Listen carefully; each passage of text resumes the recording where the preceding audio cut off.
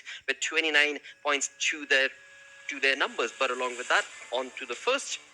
Here we are on the 7th position, only 2 points shy of that stalwart position.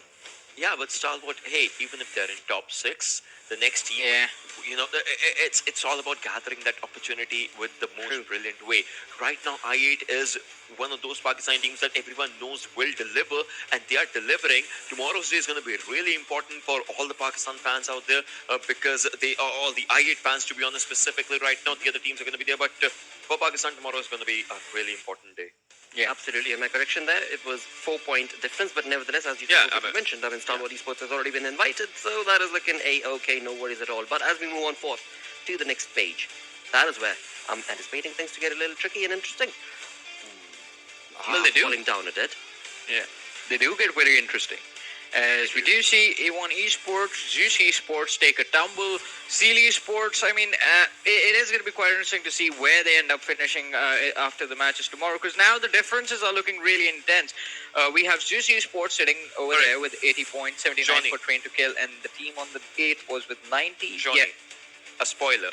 Out of these teams from 9 to 16, tomorrow one team will make it in top 6, top 7, like depending on where Stalwart is. Indeed. Alrighty. Yeah.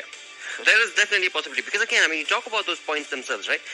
From that 9th position onwards, all the way down towards 12th position, the points there is a little bit of a stark difference, 18-point difference, but overall, it's not really that big. When you talk about good games and good kill numbers, the teams can very well pick up the pace and jump into the bandwagon of that first page altogether. But in all of that, jump in the bandwagon, making things count, making a day completely your own, it has to be Zeus Esports. They started off, Ocean, correct me, with what, 14 points? Yes. 80 points is what they're at. Wow. They did. And right now, all thanks to, all these lads, they have had their impact overall. 10-8, 10-8. It's just for today. Yep. I mean, obviously, they had an impact only today, so it all makes sense, right?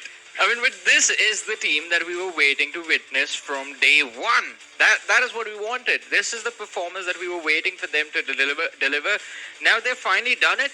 But now the question that arises in our minds, I hope it's not too late. Yeah, exactly. That's what. There's still a long way to go.